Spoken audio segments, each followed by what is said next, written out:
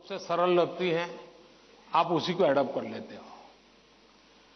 अब जैसे मैंने कहा कि खेलो, अब बहुत कुछ होंगे जो आज कल बोर्ड लेकर के घर जाएंगे। मोदी जी ने कहा है खेलो खिलो खेलो खिलो, अब मैं पढ़ूंगा नहीं बस। क्यों? उसने अपनी चीज पसंद कर ली है। मैं समझता हूं कि सबसे बुरी जो स्थिति है ना, वो कंफ्यूजन है।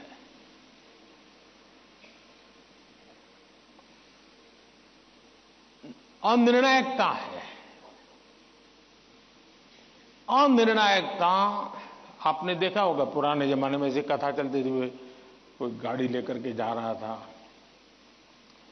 और कुत्ता तय नहीं कर पाया, इधर जाओ उधर जाओ, और आखिरकार वो नीचे आ गया।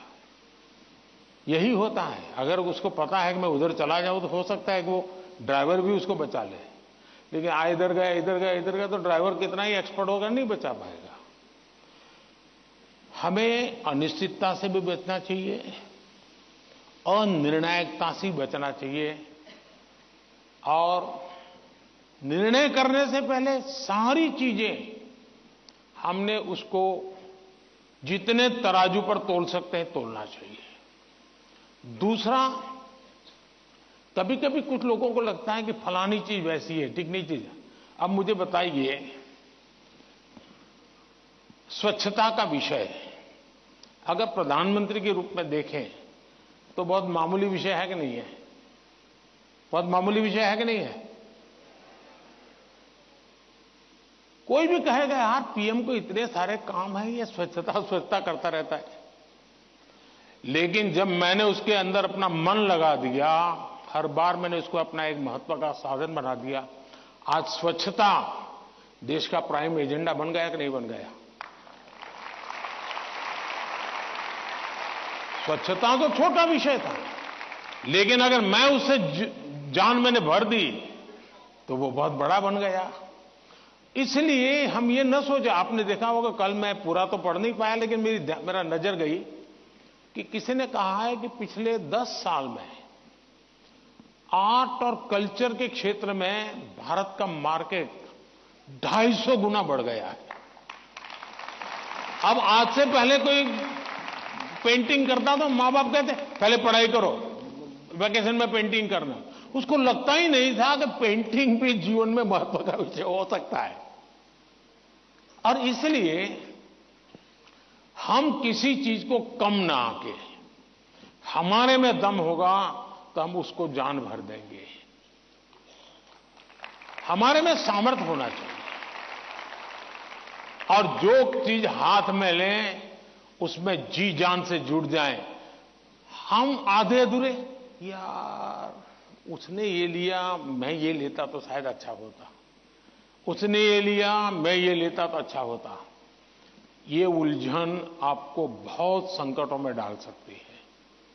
दूसरा विषय है कि आज नेशनल एजुकेशन पॉलिसी ने आपके लिए बहुत सुविधा कर दी है। आप एक क्षेत्र में बढ़ रहे हैं, लेकिन आपको कहा मन कर गया चलो एक और ट्रायल करना है, तो आप शिफ्ट कर सकते हैं, आपकी राह बदल सकते हैं। आपको किसी पर बंधे रहने की जरूरत नहीं है, आप अपने आप प्रगति कर सकते हैं। और इसलिए अब शिक्षा में भी बहुत, आज मैं भी एग्जीबिशन देख रहा था, मैं देख रहा था कि बच्चों की प्रतिभा जिस प्रकार से प्रकट हुई है, प्रभाव करने वाली है। सरकार का आईएनबी मिनिस्ट्री सरकार की योजनाओं को कम्युनिकेट करने के लिए जो करे, उससे ज्यादा मैंने देखा इन बच्चों ने बहुत अच्छा किया है। नारी शक्ति का महत्व इतने बढ़िया तरीके से रखा है। इसका मतलब यह हुआ कि किसी भी हालत में हमें निर्णायक होना ही चाहिए, और एक बार निर्णायक होने की आदत लग जाती है ना, फिर कंफ्यूजन नहीं रहता है।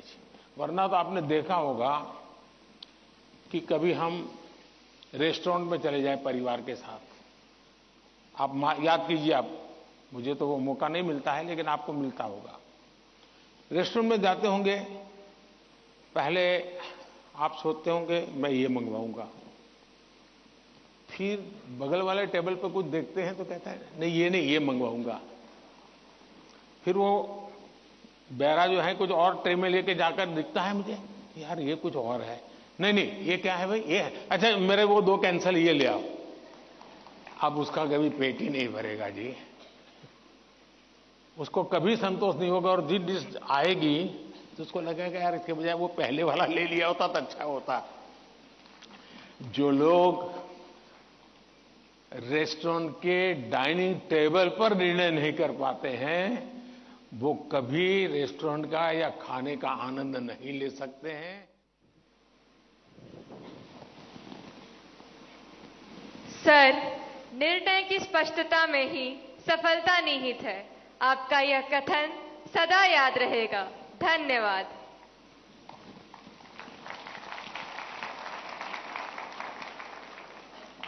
शांत समुद्र तट, चित्रमय गलियां और सांस्कृतिक विभिन्नताओं के लिए प्रसिद्ध नगर पुडुचेरी के गवर्नमेंट हायर सेकेंडरी स्कूल सदरापट की छात्रा दीवश्री हमारे बीच इस सभागार में मौजूद हैं और अपना प्रश्न पूछना चाहती हैं। दीवश्री, कृपया अपना प्रश्न पूछिए। नमस्ते, वणक्कम ऑनरेबल प्राइम मिनिस्टर सर। वणक्कम वणक्कम। My name is Deepasri. I am coming from Government Higher Secondary School, Sedrapat, Puducherry. My question is, how can we build our trust in parents that we are working hard? Thank you, sir. धन्यवाद दीवश्री। प्रधानमंत्री जी, हम माता पिता को कैसे विश्वास दिलाएं कि हम मेहनत कर रहे हैं, इस विषय पर दीवश्री आपसे मार्गदर्शन चाहती हैं।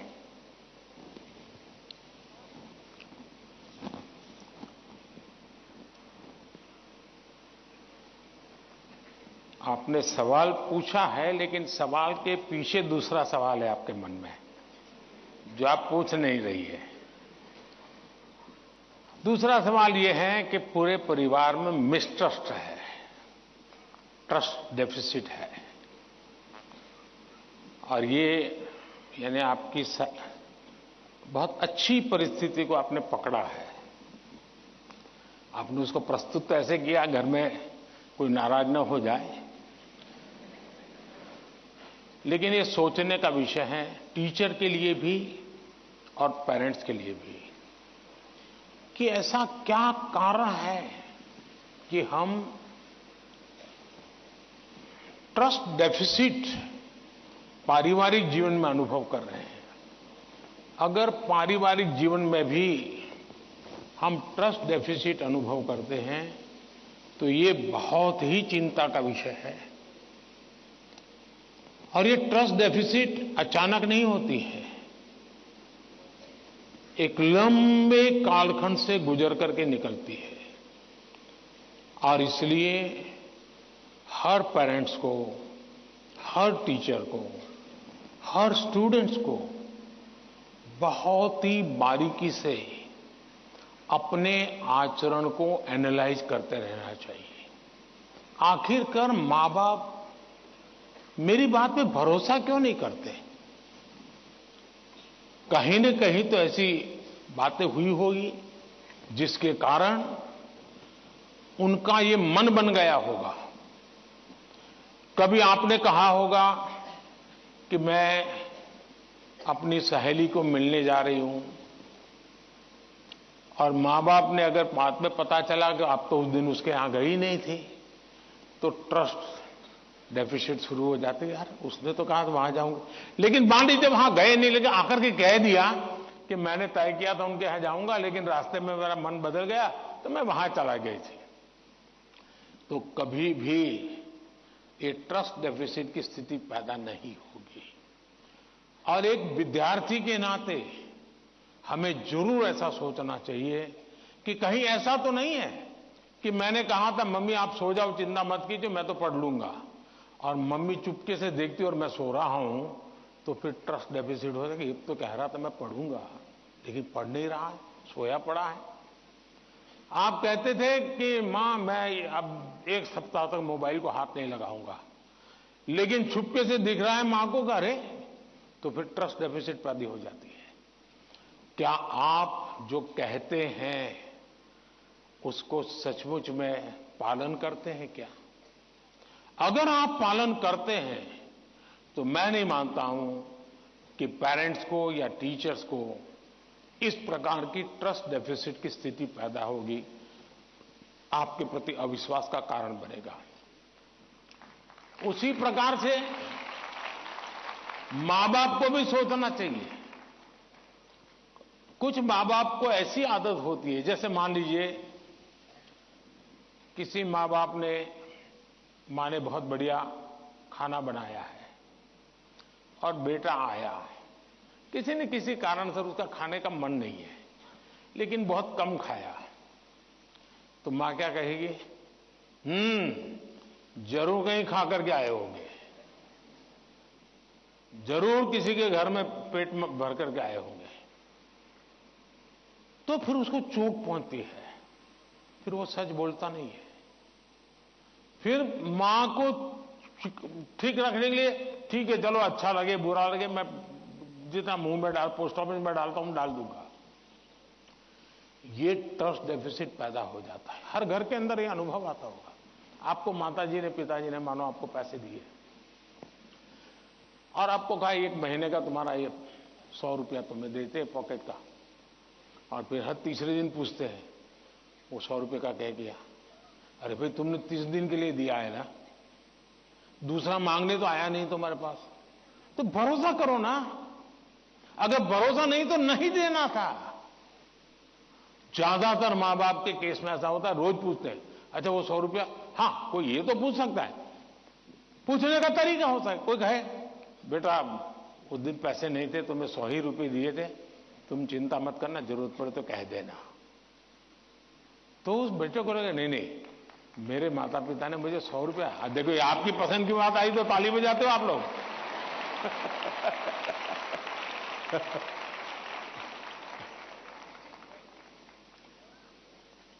अगर वही सवाल ये पूछते 100 का क्या किया, इसके बजाय कह दे, तो बेटा कहेगा ना मां बिल्कुल नहीं, मेरे पास पैसे हैं, सफिशिएंट है। यानी हमारा एक दूसरे के बीच बात करने का तरीका कैसा है, ये चीजें सामान्य जीवन में जो अनुभव आती हैं वो फिर धीरे धीरे धीरे एजुकेशन सिस्टम के साथ रोजमर्रा की हमारी अपेक्षाएं होती है, उसके टकराव में कन्वर्ट हो जाती है। फिर कहा मार्क क्यों नहीं आए, बस तुम पढ़ते ही नहीं होंगे, ध्यान देते ही नहीं होंगे, क्लास में बैठते नहीं होंगे, अपने दोस्तों के साथ गप्पे मारते होंगे, हो सकता है वो पैसे हैं सिनेमा देखने चले गए होंगे, मोबाइल फोन पर रील देखते होंगे। फिर वो कुछ न कुछ कहना शुरू हो जाता है, फिर दूरी बढ़ जाती है। पहले ट्रस्ट खत्म हो जाता है, फिर दूरी बढ़ जाती है, और ये दूरी कभी कभी बच्चों को डिप्रेशन की तरफ धकेल देती है। और इसलिए मां बाप के लिए बहुत आवश्यक है, उसी प्रकार से टीचर्स ने भी बच्चों के साथ इतना खुलापन रखना चाहिए, सहज रूप से अपनी बात कह सके। अगर उसको कोई सवाल समझ में नहीं आया तो कोई टीचर हड़का देगा, तुझे कुछ समझ नहीं आने वाला तो बाकियों को विद्यार्थियों का टाइम खराब मत करो, बैठ जाओ। कभी कभी क्या करते हैं टीचर भी, जो 4-5 होनहार बच्चे होते हैं ना, उनको वो बहुत प्रिय लगते हैं, उनसे उनका मन लग जाता है। बाकी क्लास में 20 बच्चे हैं 30 बच्चे हैं, वो जाने उनका नसीब जाने, ये 2-4 में अपना मन लगा देते हैं, सब चीजें वाहवाही उन्हीं की करते रहते हैं, वही रिजल्ट देकर गए। अब आप उसको कितना आगे ले जा पाते हो तो अलग बात है, लेकिन बाकी जो है वहां से नीचे गिरा देते हैं। और इसलिए कृपा करके आपके लिए सभी स्टूडेंट समान होने चाहिए, सबके साथ इक्वली। हाँ, जो तेज होगा वो अपने आप में से जो अमृत है वो ले लेगा, लेकिन जिसको सबसे ज्यादा जरूरत है उसके प्रति अगर आप सिंपैथेटिक, और उसमें भी मैं मानता हूं उसके गुणों की तारीफ कीजिए। कभी एक बच्चा बिल्कुल वीक है पढ़ने में, लेकिन उसके हैंड राइटिंग अच्छे है, तो उसके सीट पे जाकर के अरे यार क्या बढ़िया लिखते हो तुम, कितने हैंड राइटिंग तुम्हारे अच्छे हैं, क्या स्मार्टनेस है तुम्हारी, कभी ऐसा एक दल विद्यार्थी है, अरे यार तेरा कपड़ा बहुत शर्ट है, शर्ट बहुत अच्छा है, उसके अंदर कॉन्फिडेंस बिल्डअप होगा, वो आपके साथ खुलने लग जाएगा, वो आपसे बातें करने लगेगा कि ये साहब के प्रति मेरे प्रति उनका ध्यान है। अगर ये सहज वातावरण बन जाएगा तो मैं नहीं मानता हूं कि, लेकिन ये विद्यार्थियों का भी उतना ही दायित्व है। हमें आत्मचिंतन करना चाहिए कि मेरी ऐसी कौन सी बातें थी जिसने मेरे घर के लोगों का मुझ पर से भरोसा उठ गया। ये किसी भी हालत में हमारे आचरण से हमारे परिवार के, हमारे टीचर का हम पे भरोसा उठना नहीं चाहिए। हमसे कुछ नहीं हुआ तो कहना चाहिए। दूसरा, मुझे लगता है कि परिवार में एक प्रयोग कर सकते हैं।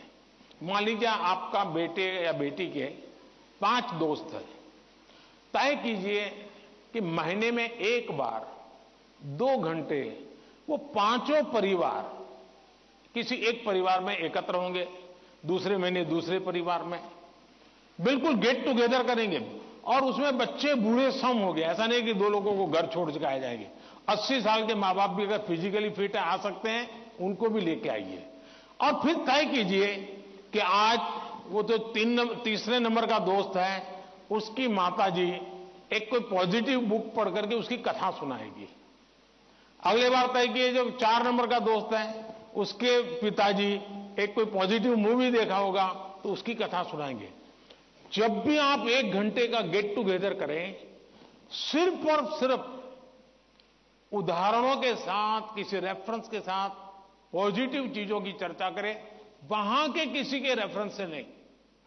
आप देख लेना, धीरे धीरे वो पॉजिटिविटी पर्कुलेट होगी, और यही पॉजिटिविटी सिर्फ आपके बच्चों के प्रति नहीं, अंदर अंदर भी ऐसा ट्रस्ट का वातावरण बना देगी कि आप सब एक इकाई बन जाएंगे, एक दूसरे के मददगार बन जाएंगे।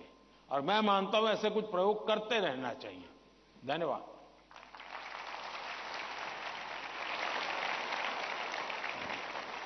पीएम सर, परिवार में विश्वास महत्वपूर्ण है। आपका यह संदेश हमारे घरों में खुशियां लाएगा। धन्यवाद पीएम सर। छत्रपति शिवाजी महाराज और समाज सुधारक महात्मा ज्योतिबा फूले की जन्मस्थली महाराष्ट्र की पुण्य नगरी पुणे से एक अभिभावक श्री चंद्रेश जैन जी इस कार्यक्रम से ऑनलाइन जुड़ रहे हैं और प्रधानमंत्री जी आपसे प्रश्न पूछना चाहते हैं। चंद्रेश जी, कृपया अपना प्रश्न पूछिए। माननीय प्रधानमंत्री जी, आपको मेरा सादर प्रणाम। मेरा नाम चंद्रेश जैन है, मैं एक अभिभावक हूं। मेरा आपसे एक प्रश्न है, क्या आपको नहीं लगता है आजकल के बच्चों ने अपने दिमाग का इस्तेमाल करना बंद कर दिया है? वे तकनीक पे अधिक निर्भर रहने लगे हैं क्योंकि सब कुछ उंगलियों पे उपलब्ध है। कोई इस युवा पीढ़ी को कैसे जागरूक कर सकता है कि वे प्रौद्योगिकी के स्वामी बनने चाहिए, उसका गुलाम नहीं? कृपया मार्गदर्शन कीजिए। धन्यवाद। थैंक यू चंद्रेश जी। आदिवासी जनजाति के लोक नायक, स्वतंत्रता सेनानी बिरसा मुंडा की जन्मभूमि झारखंड के रामगढ़ जिले से एक अभिभावक श्रीमती पूजा श्रीवास्तव जी ऑनलाइन माध्यम से इस कार्यक्रम से जुड़ी हुई है और प्रधानमंत्री जी आपसे प्रश्न पूछकर अपनी शंका का समाधान चाहती है। Pooja, please ask your question. Namaskar, Honorable Prime Minister Sir. My name is Kumari Pooja Srivastav. I am a parent of Priyanshi Srivastav studying in Sri Guru Nanak Public School, Ramgarh, Jharkhand. Sir, I want to ask that how I can manage my daughter's studies with using social media platform like Instagram, Snapchat, Twitter. Please guide me on this. Thank you, sir. Thank you ma'am. Himachal Pradesh Shivalik पहाड़ियों की तलहटी में स्थित हमीरपुर जिले के TRDAV school Kangu के एक छात्र अभिनव राणा ऑनलाइन माध्यम से जुड़ रहे हैं और प्रधानमंत्री जी आपसे एक प्रश्न पूछना चाहते हैं। अभिनव, कृपया अपना प्रश्न पूछिए। Honorable Prime Minister Sir, Namaskar. My name is Abhinav Rana. I am a student of TRDAV Public Senior Secondary School, Kangu, District Hamirpur, Himachal Pradesh. Sir, my question is, how can we educate and encourage students to manage exam stress effectively while also harnessing the benefits of mobile technology as a tool for learning rather than letting it become a distraction during crucial study periods? Thank you, sir. Thank you Abhinav. प्रधानमंत्री जी, चंद्रेश जैन, पूजा और अभिनव जैसे अनेक लोग जीवन में social media और technology के बढ़ते दबाव की स्थिति से परेशान हैं। वे सभी तकनीक पर निर्भरता एवं इसके अधिक प्रयोग से होने वाली दुष्प्रभाव से कैसे बचें? कृपया इस विषय में उचित परामर्श प्रदान कीजिए। देखिए, हमारे यहाँ शास्त्रों में भी कहा गया है और सहज जीवन में भी कहा गया, किसी भी चीज का अति किसी का भला नहीं करता है।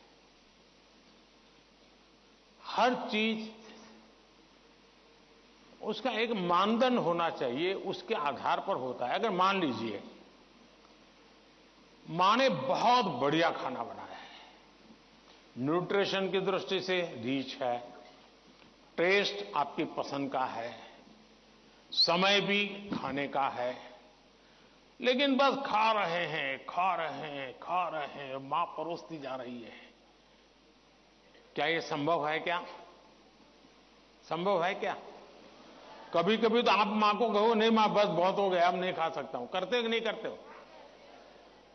अपनी प्रिय खाना था, हर प्रकार से न्यूट्रिशन वैल्यू वाला था, वो समय भी ऐसा था, खाने का वक्त था, फिर भी एक स्टेज आ जाता है जब वो खाना आपके लिए तकलीफ कर सकता है, वॉमिटिंग करवाएगा, हेल्थ खराब कर देगा।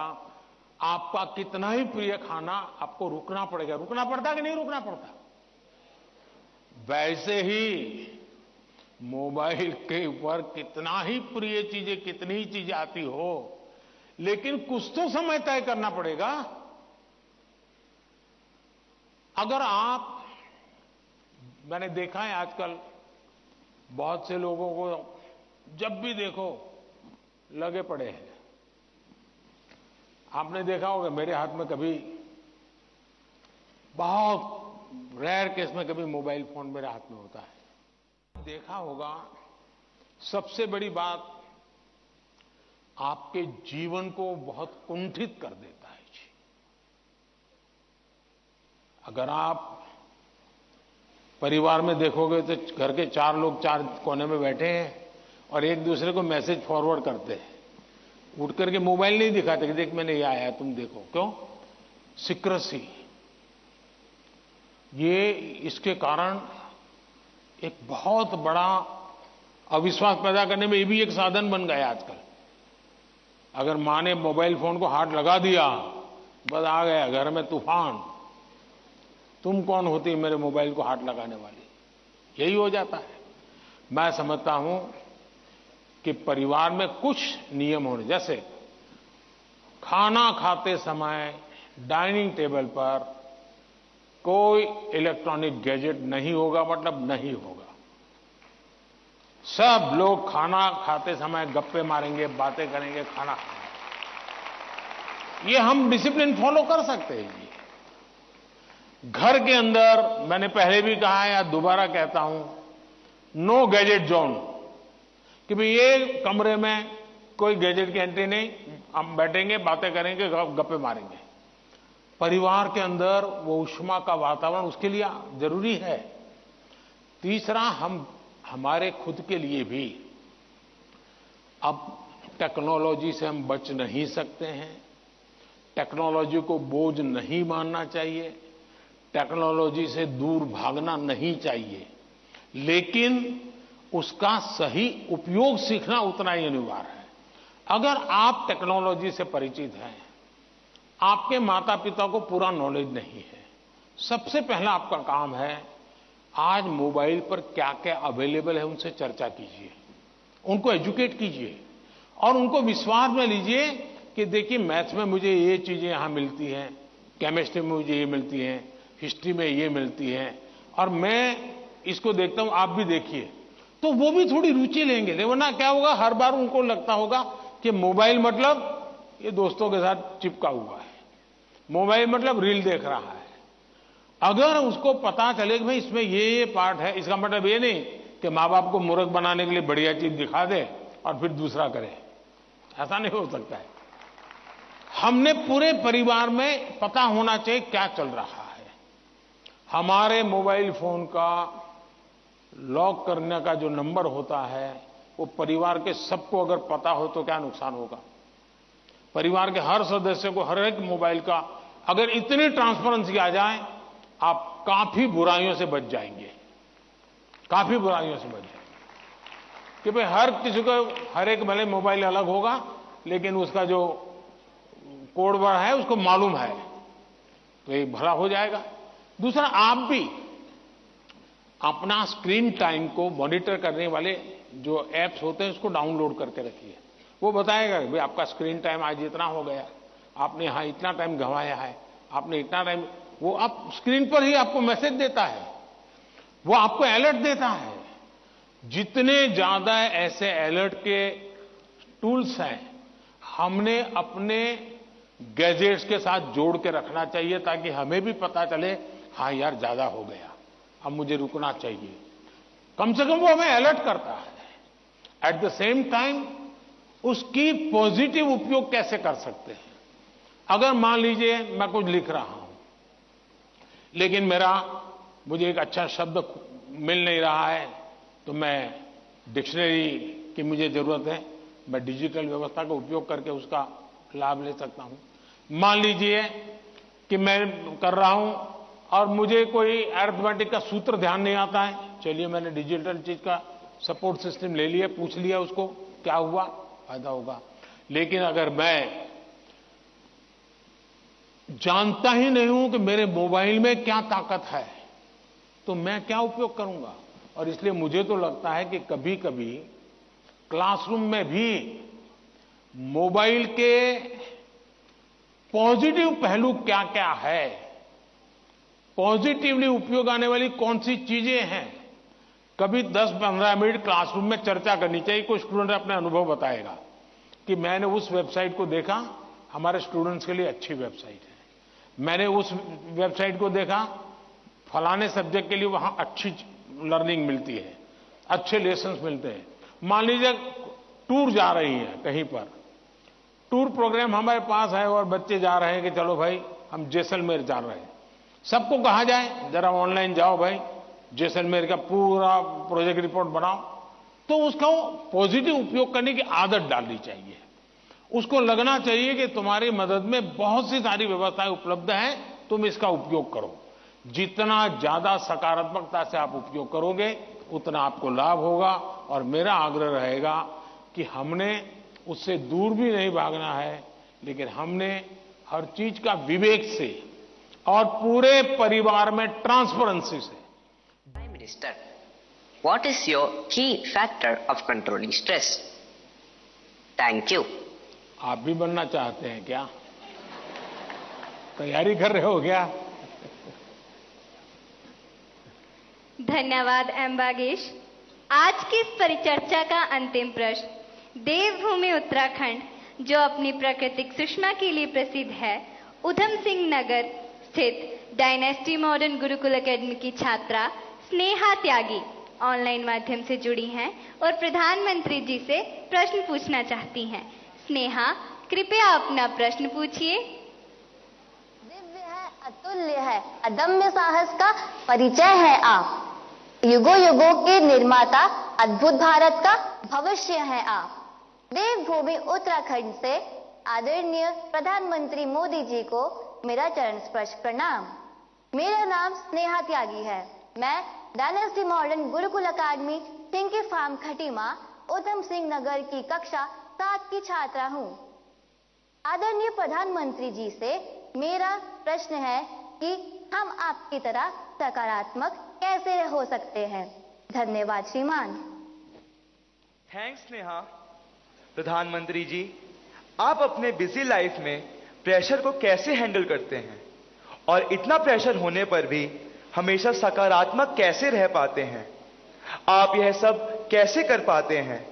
कृपया अपनी सकारात्मक ऊर्जा का रहस्य हमसे साझा करें। प्रधानमंत्री जी,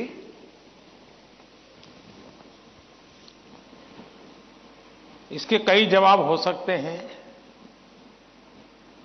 एक तो मुझे अच्छा लगा कि आपको पता है कि प्रधानमंत्री को कितना प्रेशर झेलना पड़ता है।